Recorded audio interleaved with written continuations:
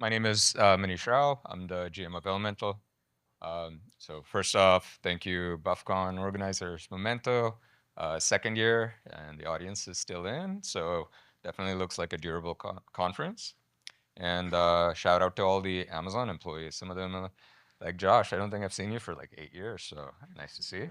Uh, my talk today is about video intelligence for live streaming. So to start off with, let me ground some data that most folks here are well aware of, but it's always good to start with that. The trends that have been taking place in media for the last 15 years. So one is the move to mobile, which Lionel actually talked about. Over 70% of the world's population of 8.3 billion have mobile phones today. And so you can actually transmit media and reach a very broad set of customers worldwide. Uh, the second trend is the move from traditional media to social media and live streaming. And that's definitely accelerated with the millennials and Gen Z, where that cohort, 50% of them prefer social media and live streaming to movies or watching episodic content on television.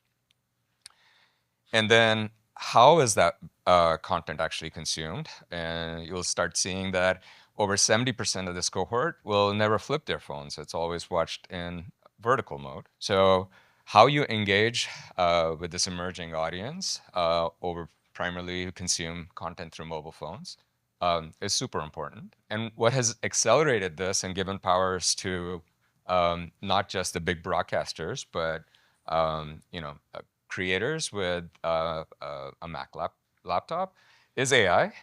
And so what we're developing at Elemental is enabling AI to tackle these problems. So how can you grow audience reach? How can you, one of that is delivering vertical video for a mobile audience.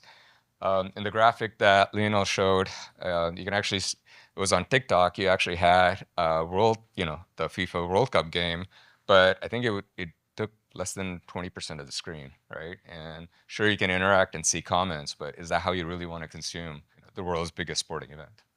Um, how can you take a video that's produced in the US and distribute it to a country like Indonesia or India and make it actually look like it was produced there as opposed to just having subtitles in the local languages? So having regional graphics and using AI to produce it. Um, Creating highlight reels. I'm an avid golfer, but I refuse to spend an entire Saturday or Sunday 4 hours in front of the TV. But super interested in getting clips of key moments as soon as as soon as they take place. So connecting with the audience through key moments, clips, digests of sporting moments, and of course delivering multi-angle, multi-format. So if a good example of this is Geostar in India, who was also highlighted, the 72 million peak concurrent. Um, they actually produce in vertical format, and they have pretty interesting things like between plays in cricket, where there's no action going on. You can choose to get a replay of what happened in the prior play, or you can monitor your favorite player. These are things just not possible with terrestrial television. So it allows you this multi-angle, multi-format. You can automate workflows, so you could get manual captioners can now get replaced by AI-based subtitles with better accuracy, dubbing and localization, and of course contextual ads and trying to monetize all of it, which is the most important thing.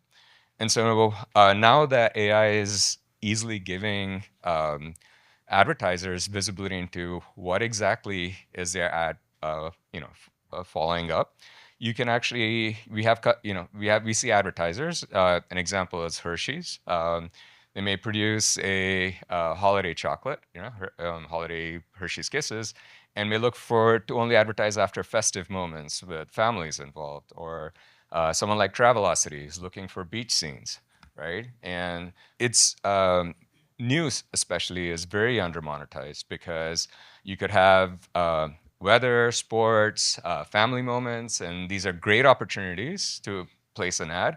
But then you could also have terrorist attacks and mass shootings, and definitely don't want to follow that. So scene level contextual ad signaling is super important. So to tackle these challenges, at Elemental, we recently launched a new service called Elemental Inference. And what you see up there is the list of capabilities that we currently support, some coming in at the end of this quarter. So the ability to take a 16:9 video and then convert it to 9:16. As you can see, this is a good example. Fox Sports used inference to actually broadcast live golf to their audience. They saw that over 90% of the audience only consumed in vertical format. And so this was a good way to actually engage with the audience, broadcasting to TikTok, and making it free for the first 20 minutes, I'm going to say, and then try to entice them to come to the Fox One app. Key moment identification and clip generation, and pretty much a summary of what I just talked about. Cool. So how did we go about doing this?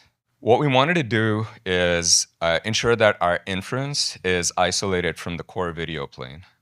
We were streaming these premium events. As again, I'll point to Lionel. Millions of concurrent viewers. Nothing can ever happen. So the core video encoding, distribution, streaming can't be touched.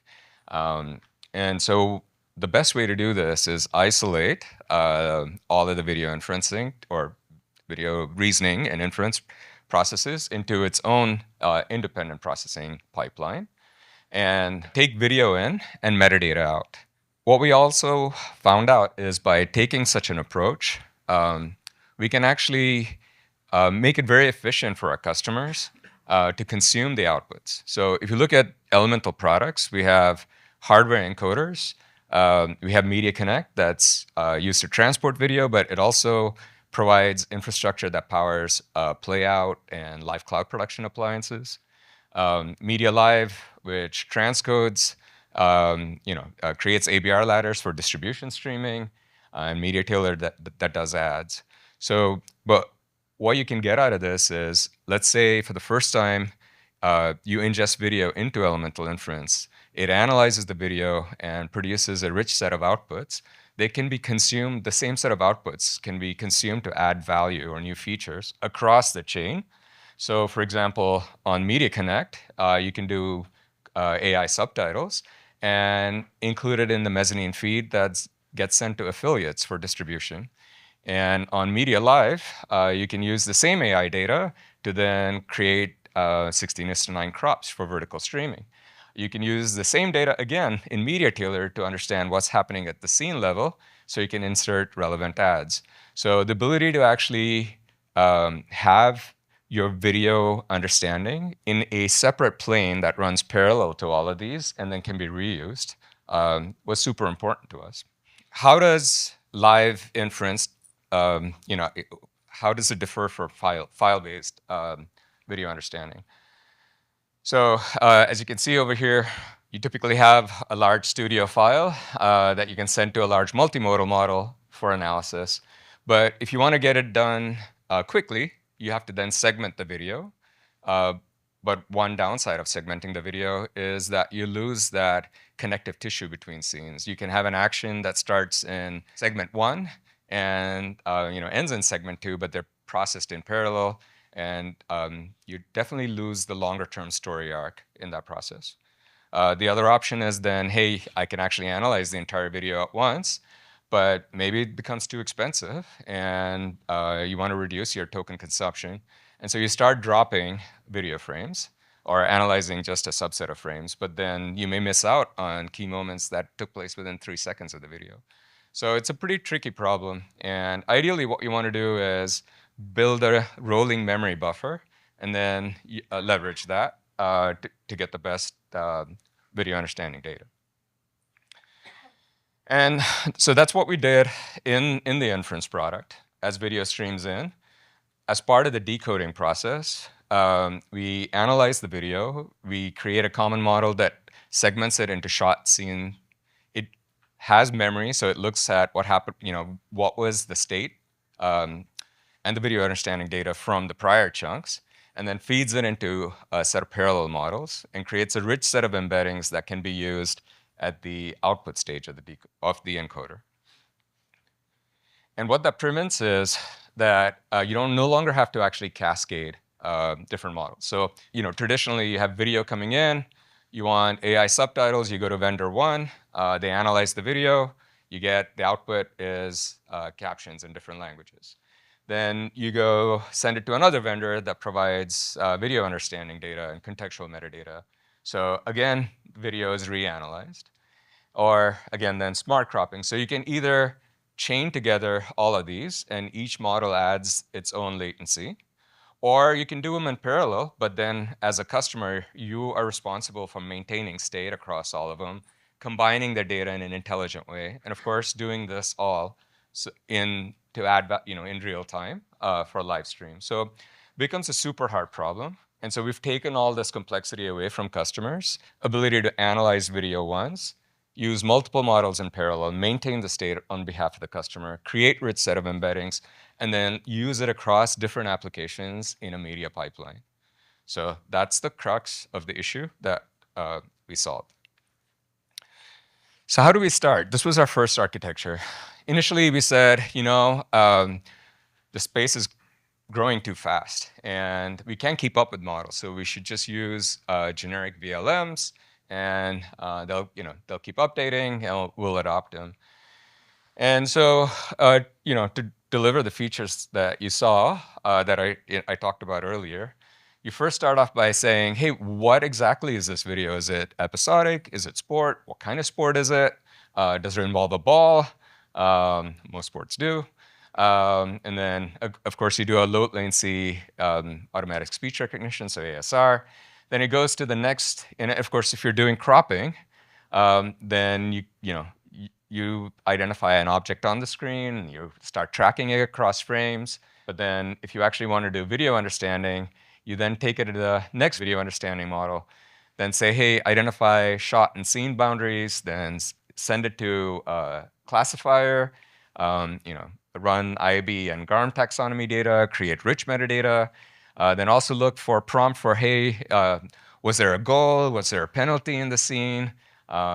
Associated with the game timeline, and then try to get a clip. So a lot of prompting across the board, and it was onerous to manage. So what we decided to do was, anytime we changed a prompt for one of the sports, it worked for that particular scene, but it broke something else in another sport. So what we did is, what's very popular these days is use distillation. So we had an ensemble of models, as you saw in the previous slide. How can we take that data set, the output of that data, that's verified against a annotated data set that we know is good, and use that to train another model? So we started off with an open source image backbone, used the ensemble's output as ground truth, and created a distilled version of it. So that's what you see in number 2. And what we found out was the distilled model was not only was as good as our previous architecture, it was actually better, but it still didn't do the best job. And I have some clips that can demonstrate that. It still got things wrong. And so we realized that we had to fine tune it. And a good example, and I'll show it to you, is sometimes you have a ball and you have multiple objects that need to be captured. You have a ball and a pin, and you need to show how far away in golf a ball is from the pin. Or you have a golfer who's actually holding a club, and you can't just focus on just the golfer and then clip out the club and the ball. You have to capture all of them. And so you have to start creating annotating data sets and then fine-tune the distilled model. And that's what we've achieved. And so from a performance standpoint, you can see how moving from using multiple models, multiple prompts, to a single distilled model reduced our latency. So within 10 days, we actually halved our latency. And the first step down you actually see is moving to a low latency media store. So we have multiple models accessing the same set of content, also looking at memory, previous segments, just optimizing that. So that was the first step down. But the biggest step down that you see is when we moved from an ensemble of models to a distilled model. And then you can actually see some more improvement on starting 5.13 when we actually started to fine tune. But you don't expect fine tuning. You expect distillation to improve latency, but you don't expect fine tuning to improve latency. But let's go to quality. You do expect fine tuning to improve quality. So at the very left is what we were from the original architecture. Then you can see a big step up when we moved to distillation around May 1st. And then as we started fine tuning with our own annotator datasets, you start seeing the metrics over here. And the way we measure this is through a combination of metrics, primarily intersection over union. And over time, we've come up with a consolidated metric score that's pretty accurate against a ground truth. Cool. So let me show some videos. So as you can see in the distilled model, for some reason, it was just focusing primarily on the bag and not actually tracking the ball, right? And not sure why, but then, by annotating, we got a good idea. This is an interesting one because who is the golfer? There's so many people on screen. So how do you focus on the person? Everyone's wearing a hat or a cap. And this is another good example here because the ball's really not visible, right? How do you capture that tiny little thing? And this is what I talked about. So if you just focus on the golfer, he's centered, but really you want the golfer, the club, and the ball in frame. And so that's the kind of impact that you see. So we have a comprehensive set of metrics, as I referenced before. And what we do, how we evaluate our model's quality is we work with a lot of customers. We get reference data from them that we run regression tests against. We use their data primarily for testing and not for training. But that's really great because our model is trained on a completely different set of data and evaluated on something very different. And so we have a very good way in which we can actually update our models, get data by not just a sport-by-sport basis, but also by a scene-by-scene basis, and continually improve and monitor our performance. While automated quality is a good gauge, you saw it was above 90%. There's no substitute for human eyes. So regardless of what we do, we'll always see human eyes, our perception of what is good quality versus not, minor movements in how the camera pans. Viewers are very sensitive to it. So to deliver a high quality broadcast, you have to continuously also have human eyes judging and using that data to improve. And so what we built is a watch party where you can actually get all of the data, all of the different outputs of all the different models together. And the best way to show this is by playing. So as you can see over here, we have, so I'll start off by doing cropping. So you can actually see what the cropped output looks like. You can actually get contextual metadata. So, as the shot changes, so it moved from a man is golfing to golf ball on the green, cropping coordinates. And of course, all of this is streamed on a shot-by-shot basis or segment-by-segment basis in JSON. And yeah, we use this information to continually improve the quality of our models. So what's next? We just launched this product this year, and good gauge from customers. And the next step is to actually, the premise in AI is flexibility and giving creators more control.